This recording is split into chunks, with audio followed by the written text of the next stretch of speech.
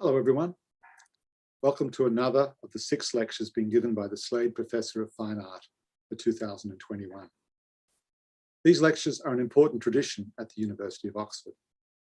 John Ruskin was the first to give a series of public lectures on art in 1870, shortly after being appointed as the initial Slade Professor of Fine Art. Every year, a distinguished scholar is asked to follow in his footsteps. My name is Geoffrey Batchen, and I am Professor of the History of Art at the University of Oxford. It is my great pleasure to introduce this year's Slade Professor, Dr. Jerrilynn D. Dodds. Jerry Dodds is Harlequin Adair Dammann Professor, Faculty of Art History at Sarah Lawrence College in the United States. Professor Dodds' scholarly work has centered on medieval Spanish art and architecture, and especially on issues of transculturation and identity formation. Among her many publications are Arts of Intimacy, Christians, Jews, and Muslims in the Making of Castilian Culture, a renowned co-authored textbook. In addition to her other books, catalogues, and essays, Jerry has also curated a number of important exhibitions and made films to accompany them. In 2018, in recognition of her exceptional contributions to the dissemination of knowledge of Spanish history and culture, Professor Dodds was the recipient of the Cross of the Order of Civil Merit from the Government of Spain. We are honored that Professor Dodds accepted our invitation to deliver this year's Slade Professor of Fine Art lectures, and I now happily hand over the microphone to her. Thank you so much, Professor Batchen. Thank you for your kind words. My abiding thanks to the Committee for Slade Lectures for this honor, for the support of the Department of Art History, and to Holly Knights and the amazing Torch team.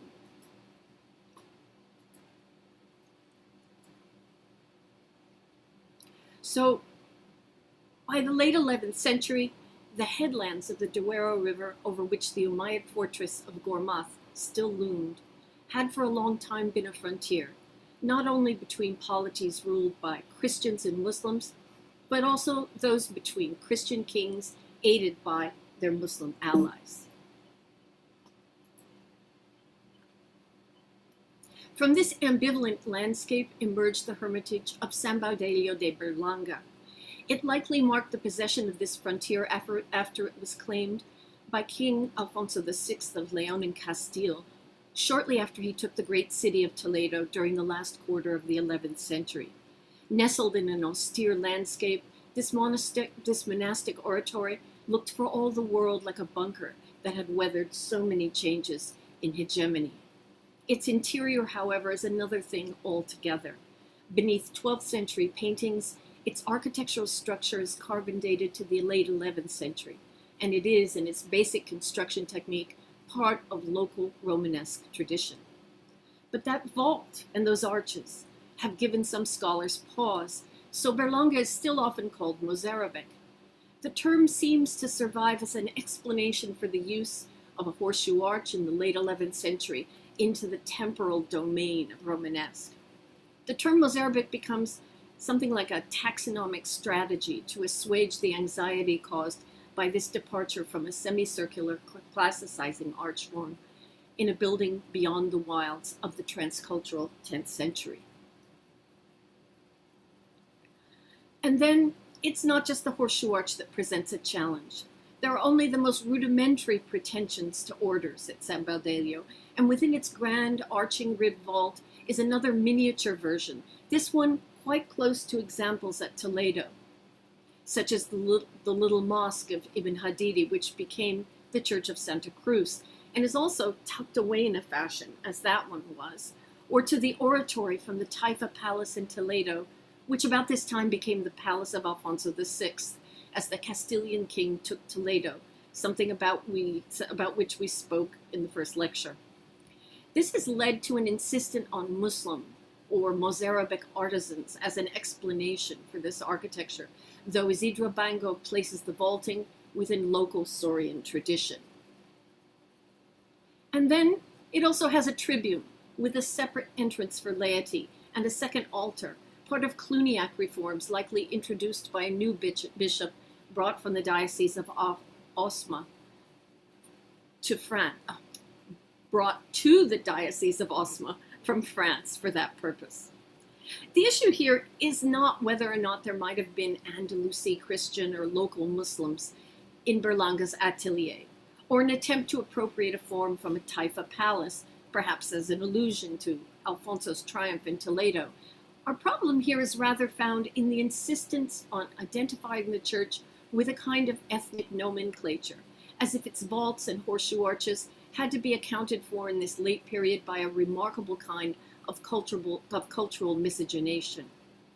I've not found a survey written outside of Spain that admits San Baudilio into the covenant of Romanesque, though most scholars in Spain accept this without question. And why not? It's a grand, entirely vaulted space built with ashlar coining, Cluniac planning, and those telltale double-soffit arches, a detail of the tendency to convert a mural aesthetic into one in which architecture articulates its rational, weight-bearing properties. This disagreement is in part possible because, unlike earlier medieval architectural categories organized according to political or temporal strategies, we characterize Romanesque as both a period and a style in indulgently overlapping categories, so that buildings can be embraced chronologically or on the basis of common aesthetic values. If we ascribe to the period as the beginning of the 11th century, it is contemporary with shifts in political economy, agriculture, and technology, with the Gregorian reforms, and with a surge of intellectual interest in antiquity. As a style in architecture, we see it as growing from the rational values of an increasingly inventive and resourceful artisanal tradition, interacting with new and varied ambitious patrons. I very much like Professor Heslop's proposition that Romanesque might be seen as, and I'm isolating the part of his argument in which he refers to architecture, a redeployment of ancient forms in a desire to exploit a resource and organize it for the purposes of clarification, using in architecture pilasters, half columns, vaults, and diaphragm arches. A theory that musters many of the formal characterizations offered by Henri Faucillon, Eric Fernie, and Edson Army. To this, I would like to add John McNeill's remarks regarding those ancient forms, that they're persistent and geographically wide-ranging and often ideologically explicit, and yet retrospection in the Romanesque is often eclectic, partial, and highly localized. I feel that the problem lies not in any particular definition of the style, or even in the selection and rejection of works that might fit into a given rubric. The problem arises instead when the limitations of a particular stylistic definition are then extended to the idea of Romanesque as a period, when a curated formal definition becomes a gatekeeper to belonging to the monumental topography of Romanesque, which is also the topography of nascent Europe. At this point, the search for what Pizarro calls a quintessential style is a particular danger for the study of the Iberian Peninsula. This is because, strange as it may seem, we still bear the transgenerational methodological scars of the ancient artistic vision created by Émile Malle and Arthur Kingsley Porter, who spawned the infamous Spain or Toulouse debate, channeling a fixation on relative chronology in a quest for an overarching style fostered by itinerant masons. But of course, style is negotiated, and it's promiscuous, now intimately involved in practice and subconscious habits of thinking, and then in the next moment submitting those collectively held values to the needs of patrons and other agents for transformation into conscious or symbolic meaning. So the intersection of local interests with more wide-ranging ones can root us not only in that which is formally common in Romanesque buildings, but also in that which is particular. We do not normally require the presence of the antique in Romanesque, nor do we exclude other interlopers into its monumental liturgical space, so that one of our most interesting tasks has become, in fact, to understand those formal interlopers, those anomalies within the space of Romanesque. But there are barriers to the inclusion of certain anomalies into its canon. I am, of course, far from attempting here to rework the canon. I do wish, however, that we might begin to sweep into the fold of Romanesque a few divergent formal voices that have been excluded. We need to be careful not to suppress certain architectural expressions of a moment for the sake of constructing a myth of a single Western style.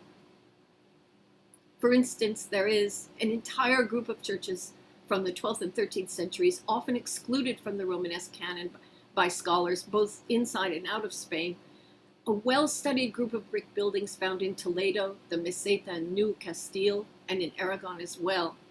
The subject is not new. It's been the theater of operations for over a century-long battle about how to account for what's perceived as Islamic form in church building. The earliest of these buildings to survive is very likely San Eugenio in Toledo, built to receive the arm of the saint brought to King Alfonso VII by the French monarch Louis VII himself in 1156 on his pilgrimage to Santiago de Compostela. The church is allied in style and construction to the apse and crossing of Santa Cruz in the same city, the conversion of a mosque building in 1185 that we discussed at excruciating length in the first lecture in this series. In both of these buildings, broad semicircular apses are covered with a skin of bricks, divided into rows of horseshoe, keel-shaped, and polylobed arches. These forms were understood as early as the 19th century as part of an Islamic tradition that indicated the intervention of Muslims who had submitted to Christian rule. So these churches were quite early categorized as something apart, Mudejar architecture. Mudejar is a term, if anything, more problematic than Mozarabic as a modifier for material culture, but one that somehow has stubbornly survived, a condition to which I have perversely contributed. Please find in this lecture an attempt at redress. I'm offering myself sort of in penance today as a mediator in the troubled relationship between Romanesque and Islam. The arts that are named for this demographic group stretch across a dizzying chronological abyss from the 11th to the 17th centuries in Spain and in the New World.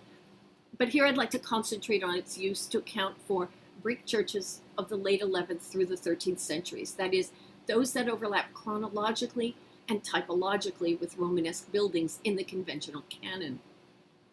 Mudejar is the name commonly given to Muslims who, without changing their religion, remained in territories ruled by Christians.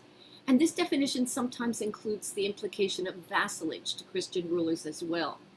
Harvey cites Arabic texts that use the people who stayed on, of which the principal form is Mudejar, finding it is usually used by those authors with opprobrium. It is also, he finds, there are subtle semantic links to Mudejar, using it used in reference to domesticated animals, suggesting a taunt by free Muslims that grew to become a name for a status for which there was no other existing term. The abandonment of the adjective Mudejar as regards art and architecture is now happening, and in medieval Iberia it has in particularly been argued most convincingly by Juan Carlos Risausa and other colleagues. Compounding this etymology are the burdens to interpretation that we lay upon the arts in employing it. Mudejar has been used to describe any example of architecture and the arts that displays a vestige of the impact of visual language that might be associated with Al-Andalus, or Islamic culture, conceived in the largest sense. It's used to describe carved wooden ceilings, architectural brickwork, stucco carvings, tile work and floors, painting, jewelry, and armor, to explain the presence of some form of ornament that might be associated with Islamic culture. Because the term applies uniquely to Muslims, it implies the religion of the artist, and by extension the artist's subordination to those who ruled the society in which the work was made. This notion of subordination came to denote, in Maria Judith Feliciano's words, the subordination of Islamic ornament to Christian structures, with the implication that ornament is robbed of its signifying power within that structure. And this implication has continued as a kind of subconscious stratum in its application today, as if Christian patrons and their projects provide a framework for containing and controlling Islamic content. Mudejar carries with it thus the 19th century fixation with Christian identity, which transmutes in the 21st century when we tend to romanticize the dynamic plural nature of the identities on the peninsula, and I do mean we, to a kind of throbbing subconscious taxonomical anxiety to which I will return. So the use of the term stops one short interpretively. It obscures the fact that these arcades themselves are derivative of Roman brick tradition, part of a reverberation of formula between allied traditions of construction, about which the intervention of Muslims or former Muslims as possible masons does not signify one way or the other. We thus witlessly identify this particular local tradition and taste as an anomaly, grounds for an ethnic name. The term Mudejar, in a way, provides permission to exclude these buildings from the canon of Romanesque. And so the question is, why would we want to exclude them?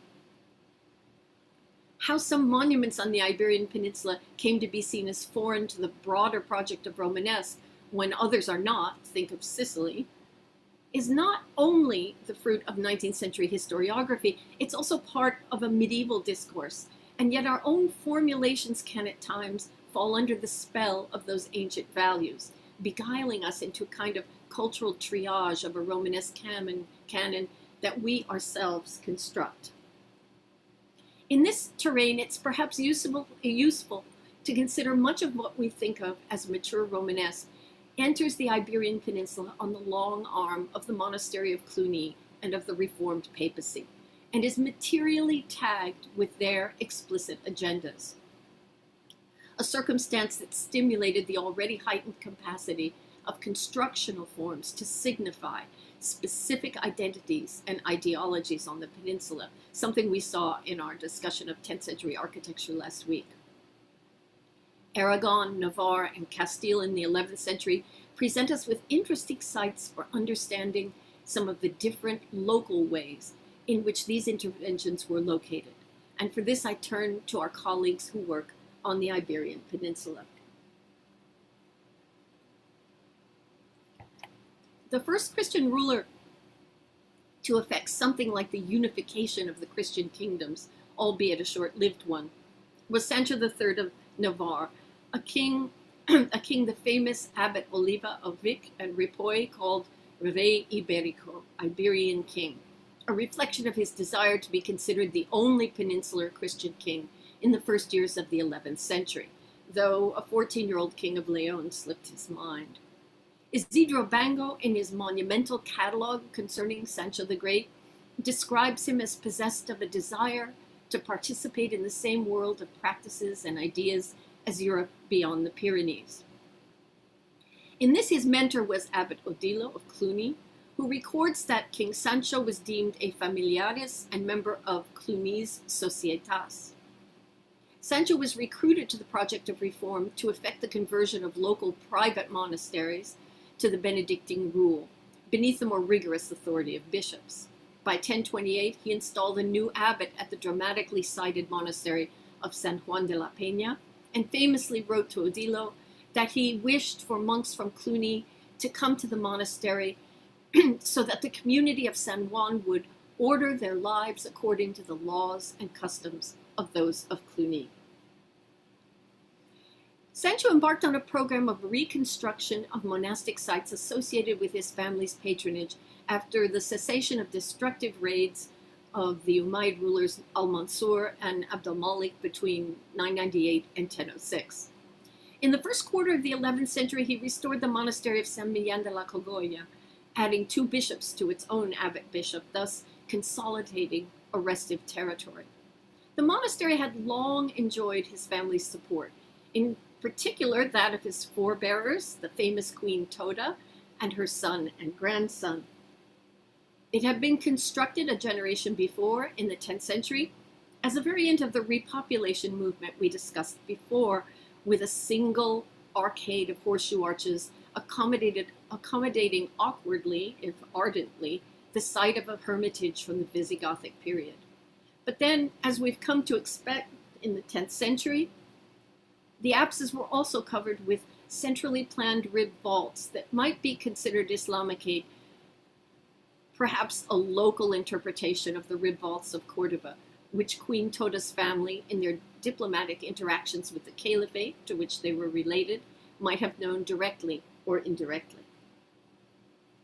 When Sancho the Great comes to renovate the old site, he conserves the old church, but adds 2 bays in a distinctive round arch style, creating, as Janice Mann emphasizes, a bold division between parts, deliberately showing the conservation of the old as well as the addition of the new.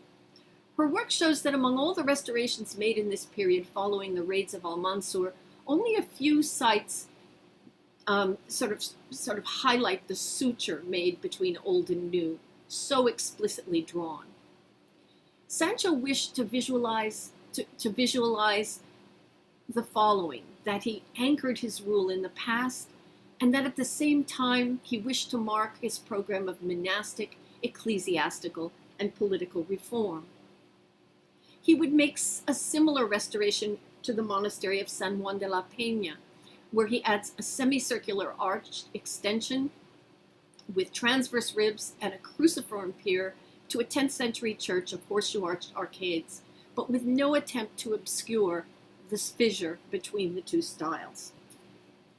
The works of Sancho, as well as those of his mentor, Abbot Oliva of Cuxa, took what seems to have been seen as a French semicircular arch and vaulting style executed in local techniques, and gave it meaning through a clear juxtaposition with the distinctive older local architecture, making the new early Romanesque form other to the historical indigenous one. And the meaning survived. At San Juan de la Peña, now in the late 11th century, pieces of an old horseshoe arch were reconstructed and enshrined as a portal to yet another refurbished church, bearing witness to the older church, showing a conscious and continuing association of this arch style with local history and local identity. The monarchy of Sancho the Great would splinter in that division of a kingdom among sons, which was the most cherished method of self-destruction to the northern monarchies in Spain. But what might have survived is this degree of meaning latently associated with this juxtaposition of 2 archetypes. This typological consciousness was not intended to be an assertion of radical austerity in these monasteries, but could rather signify both distinct temporalities and the need to mediate a local political need with a translocal aspiration. Just such an explicit juxtaposition occurs later, when Sancho's grandson, Alfonso VI, King of Leon and Castile, would preside over an architectural addition to a late 9th century, a late 9th century basilica, one of those from the repopulation, donated by the crown to an Andalusi community, the monastery of Saints Facundus and Primitivos at Sahagún, founded by an abbot Alfonso and his monks who came from España, from the south. José Luis Senra has revealed the 2 styles of the monastery church of Sahagún built between 1080 and 1100, distinct manners of building that mark another transition from an architectural policy of, in his words, local atavism to a foreign approach, beneath the eyes of the Cluniac abbot, Bernard of Séguierac. The style of local atavism is a 10th century wooden roof basilica with horseshoe-arched arcades and 3 horseshoe-shaped apses, reconstructed very much like the church of San Miguel de Escalada, and the foreign approach is a massive ashlar western addition, echoing that found at the Burgundian church of Saint Philibert of Tournus. A Cluniac formula responding to the needs of a reformed liturgy connected to the monastic vocation of prayer for the souls of the dead. Sahagún was thus transformed from a building that evoked a long-standing horseshoe-arch tradition to one that juxtaposed that traditional paradigm to an ashlar building allied with Cluniac practice and the Roman rite. The adjacency of these 2 styles became, in Senra's words, a visual metaphor for a kingdom in transition. The addition to Sahagún was used by Alfonso VI, Senra said, to unify his ambitious presence with his own dynastic past. But to those who wished to impose the new order, that juxtaposition might have signified in a divergent way. The transformation of rights in Castile was intimately allied with this shift in architectural expression. Alfonso VI found himself at the center of the Reformed papacy's attempt in the late 11th century to aggregate not only the spiritual functions of the office, but the authority of secular lordship on a feudal model as well. On the Iberian Peninsula, the existence of lands that had newly passed from Muslim to Christian hands seemed to present an opening to establish a territorial claim for the papacy, one intensified by the apocalyptic presence of Islam and other to the dominion of Christ, in whose interest the Reformed papacy staked its own terrestrial claims. Gregory VII appeared to appeal to Alfonso in 1077 that the kingdom of Spain belonged to the Holy Roman Church as an extension of its universal authority over the kingdoms of the whole world. Alfonso's reaction to this was to defiantly name himself Emperor of all Spain, in case his claim to hegemony was unclear. A détente was established through Hugh, Abbot of Cluny, and for much of this period a papal legate and agent. Abbot Hugh engaged Alfonso in a complex dance that proposed devoted obedience to the Pope as regarded Roman liturgical reform, while sidestepping the messy issue of Iberia's mythic feudal indenture to Rome. Alfonso would thus suppress the indigenous Hispanic liturgy that the papacy and the Cluniacs held to be tainted. Gonçalves explains that for Pope Gregory, the abolition of the Mozarabic liturgy, which is another name for the Hispanic liturgy, the abolition for that liturgy was nothing more than a means for the submission of the Spanish Church to Rome. One might read then in the monumental Romanesque addition to Sahagún, juxtaposed to its delicate local horseshoe-arched nave, not only local atavism and reform, as Senra revealed, but also local identity and domination. For there was slippage in the smooth discourse of reform in Leon Castile. The liturgical changes were fraught with tension. Chronicles famously imagined a trial by combat between the two liturgies, or a trial by fire, in which the Hispanic liturgy miraculously leapt from the flames, only to have King Alfonso kick it back in. In his own correspondence, Alfonso sounds beleaguered, complaining in a letter to Abbot Hugh that our realm is wholly desolated on account of the Roman office which, on your command, we accepted. He asks you to intervene with the Pope, lamenting the profound resistance to the Roman rite. There was a strong investment in the traditional Hispanic liturgy that cut to the heart of local identity and of an agitated indigenous clergy that resisted the changes both to their traditional rite and to the new, often foreign, superiors. I wonder if Sahagún's new monumental Western Mass might have seemed to Frankish clergy to envision a victorious Roman Church overwhelming an older Hispanic one, functioning in much the same way as the voluminous apse of the Church of Santa Cruz, which seems continuously to overcome the Mosque of Ibn Hadidi. Because here, Cluny was the colonial presence. Such large Western masses appear in Cluniac institutions throughout the north, performing their capacity to make markers of papal victory on the landscape of Iberia, a meaning possible because of the way an indigenous horseshoe-arch tradition signified local history and identity. Gregory VII spoke of Spain as a place polluted by early heresies and cut off from the church by invading Saracens, interactions that he claimed debilitated the Spanish church. Though the traditional justification for the attack on the Hispanic liturgy had been its corruption through contact with adoptionism, Gonçalves notes that by 1077, all references to Arians have disappeared, and the entire responsibility for liturgical irregularity is assigned to the Muslims and the pagans. Perhaps the image of one architectural language replacing another carried for the reformers a visualization of Spain's tainted past, its horseshoe-arch architecture reimagined as a marker of its moral infirmity, brought on by its intimacy with Islam. These associations meant that horseshoe arches like those at Berlanga would cease to appear in new masonry churches in the 11th and 12th centuries as the project of reform spread throughout the lands newly conquered by Christian kings. The horseshoe arch was not, of course, for 11th century patrons on the Iberian Peninsula a referent of Islam. They knew its history, its indigenous implications.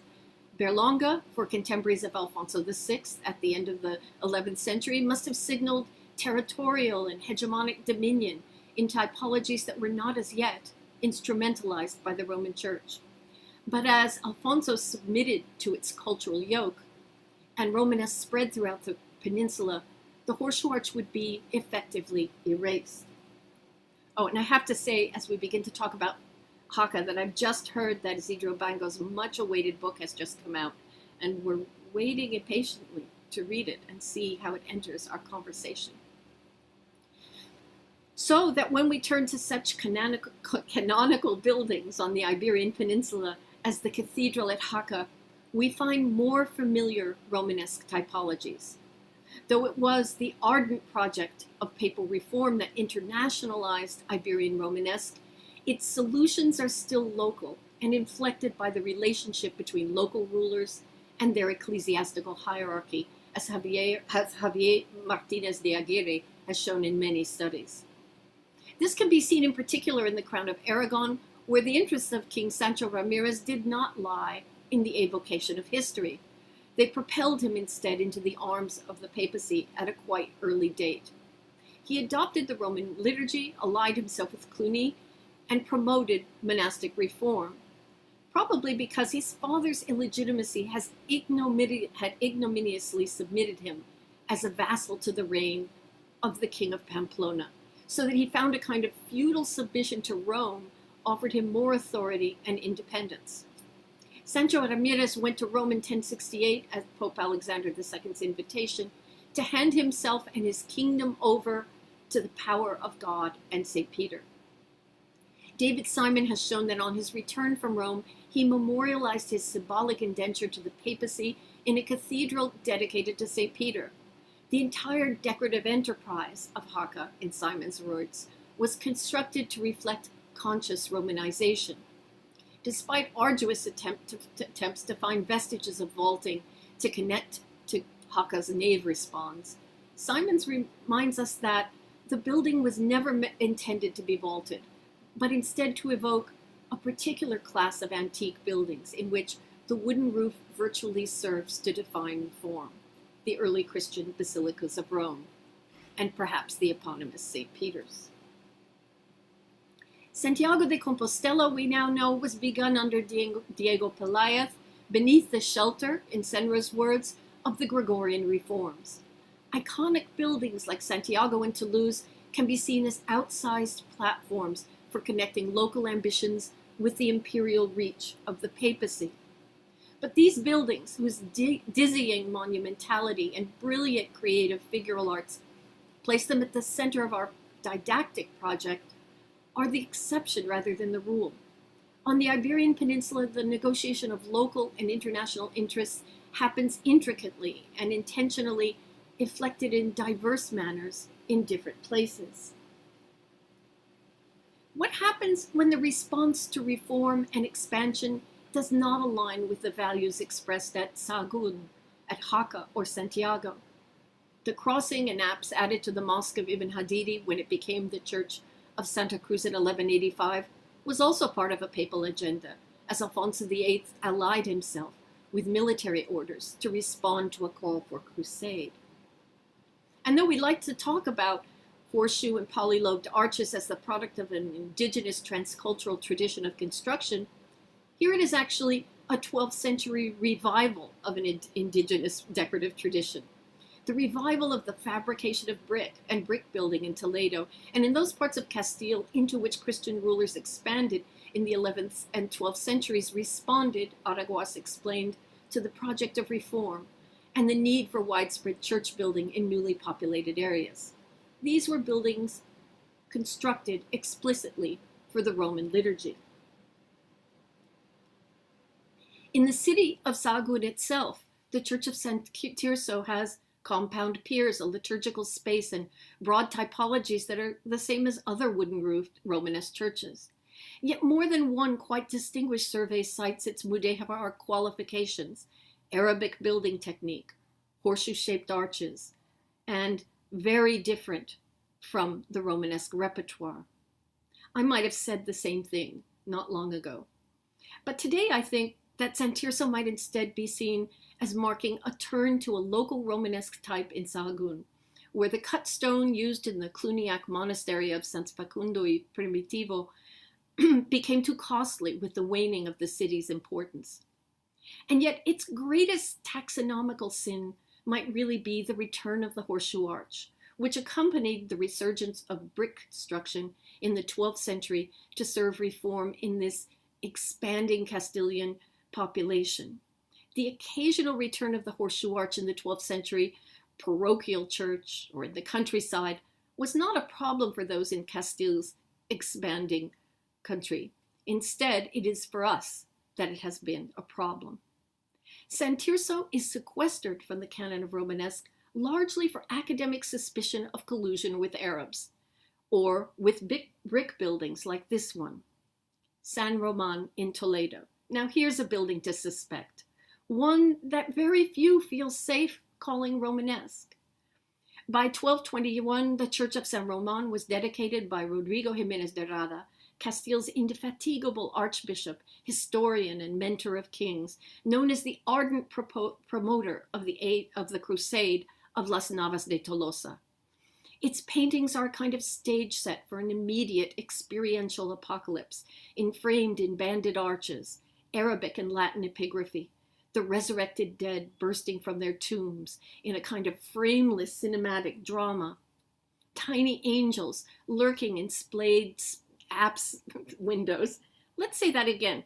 Tiny angels lurking in splayed apse windows appear to be looking into the church from behind polylobed arches with Arabic scripts, interventions of the cosmic into the earthly consciousness of the faithful.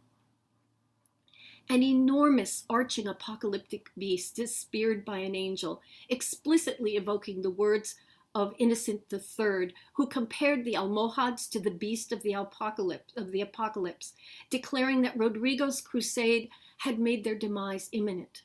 This and the triumphal hymns in the Latin epigraphy that Gomez told us about give San Román a crusading iconology, and the presence of Hispanic saints together with recently canonized Cluniac Bernard of Sédirac, he of Sahagún, address an internal theme of conciliation with local Arabophone clergy.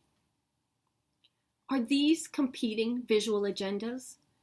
In the beginning of his De Rebus Hispaniae, Rodrigo explains that the multiplication of languages in the world was a punishment Christians had to endure for the construction of the Tower of Babel, his theological justification for the world in which he was daily participating in Toledo. Multiple languages and the divergent peoples who spoke them were present by God's choice. How far are multiple languages from multiple artistic styles? And why is Rodrigo's ardent vision of unity and crusade in a basilica highlighting classical spolia, compound piers, and bay division excluded from the Romanesque canon, though somehow San Miniato al Monte, also wooden-roofed and with only one respond, is often included? But of course it has papal dispensation, and we will perhaps forgive any diversion from the ideal if it is due to an abundance of classicism. When we construct Romanesque as a European style, how do we choose and how do we exclude? Do we channel the confessional suspicions of the Reformed papacy as part of our academic definition? When we separate either of these buildings from the narrative of Western European architecture, we might be unwittingly following the papacy in Cluny in implementing a kind of cultural cleansing of a place that had become, to their mind, liturgically and architecturally too transculturative. Perhaps in order to find the correct place in our lexicon for buildings traditionally called Mozarabic or Mudejar, we need to do more than simply to vanquish those problematic terms. We might also need to be sure to diversify and prod the peculiarities of more conventional Romanesque. I wonder if we might say that Iberia would be the site for the germination of several kinds of Romanesque, and that only some of these were monumental, classicizing ashlar styles, but that all of these styles were part of medieval Europe. If we turn to Romanesque buildings associated with institutions aligned with the papal cause in areas outside of the Iberian Peninsula, an echo of Islam, that other that had been so provocative and exhilarating to the early Reformed Church in Spain, was brought back from the Crusades and fetishized as a reminder of Romanesque Europe's shared identity under the Church in the face of a common foe. In places that did not have Iberia's horseshoe arch style to push back against, the alternating voussoirs of the Dome of the Rock, reinvented as the Temple of the Lord, were drawn into Clermont, where the First Crusade had been preached, and into Le Puy, from which its first leader, Adhémar of Le Puy, came, and of course to Vézelay, which celebrated and justified the cosmic implications of the Crusade through its thrilling tympanum. References to the Crusades bloom in the domed churches of Périgord or in the facade of Saint-Pierre at Aulnay. In fact, many in France have found it difficult to stray far from allusions to Islam, against which the Church would define its new Western Roman Empire. We ought perhaps to ask if these Romanesque buildings bristling with references to Islam within the structure of their conventional monumental classicism are anomalies. Or are they an architectural message that found its proving ground in Iberia, the territorial marker of a papacy attempting to unite Europe under its imperial insignia, providing separate polities with a common identity and a common enemy around which to congeal? This reconfigured architectural iconography returns to Spain through, and by now this should come as no surprise, the monastery of Cluny. Cluny's abbot, Peter the Venerable, traveled to Iberia during the rule of Alfonso VII in 1142 and 1143, hoping to renew the once lucrative support the Castilians had offered the abbey, as well as to contract for a translation of the Quran with which he might refute Islam, a goal fulfilled by Robert of Ketton.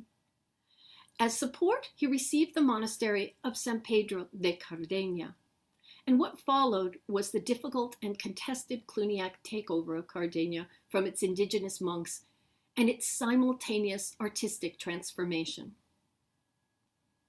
Sculptors from Auxerre and Cluny fashioned capitals of a new cloister, built with robust columns bound by a ribbon of banded arches, a form unknown in Romanesque Iberia north of Toledo. Burgundian masons were induced to introduce it here as a way of binding the project of crusade in the Holy Land with that of Hispania. These alternating voussoirs only carry a vague whiff of that which bound Cordoba to Jerusalem. They were now a French motif, mustering a bipolar opposition to Islam, promoted in fabricated martyrdoms. It was here also that Cluny reinvented Rodrigo Diez de Vivar as El Cid, a sanctified warrior in the fight against a reductive Islam. And they did it already in the 11th century, although his 18th century mounted figure in the monastery's facade is called, in Cardeña's monastic literature, a Cid Matamoros, Cid the Moor Killer, the bodies of Muslims beneath his horse's hooves. It's a far-off echo of the 12th century militarization of St. James as Santiago Matamoros, embraced here in the 17th century in the red and white language of architectural détournement.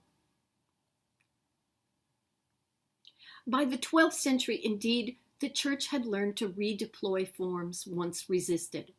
Both the conscious and ambivalent meanings of the chapel of Santa Cruz in Toledo, for instance, would travel. At the Church of San Sepulcro in Torres del Rio, the ribbed vault from the Little Toledo Mosque that once referenced Cordoba is redeployed in a tiny replica of the Holy Sepulchre and became the model for other churches in Iberia and France dedicated to the Holy Cross, as the Church of Santa Cruz was. This is all pointed out by Martínez de Aguirre. Torres del Rio holds in its form both a reference to the crusading activities of the Hospitallers to the Holy Land, and then also an evocation of the immediate and palpable presence of Islam and crusade on the peninsula. What was too exotic and indigenous at Berlanga is now appropriated and tamed in Ashlar, reinvented to serve an Iberian crusading project. But of the two buildings, Berlanga and Torres del Rio, only the second, its ideological instrumentalization of exotic form carefully defined, only the second is admitted to us in the canon of Romanesque. Karen Armstrong remarks that the first collective act of the body we now think of as Europe was the First Crusade, called by Gregory's successor, Cluniac Urban II, in 1095. Nothing, Dennis Hayes opines, did more to compel a specifically territorial view of Christianity than opposition to Islam. It was, in fact, in the reign of Gregory VII that the word Christendom would first take on a territorial identification with Europe. Fines Christianitatis, the boundaries of Christendom, became the limits of the West. The West, Anders Steffensen reminds us, has even today become not so much a place as one side of a dualism. William of Malmesbury recalled Urban II cautioning Europe that it was threatened by Saracens and Turks. 300 years ago they conquered Spain, and now they hope to conquer the rest of Europe too.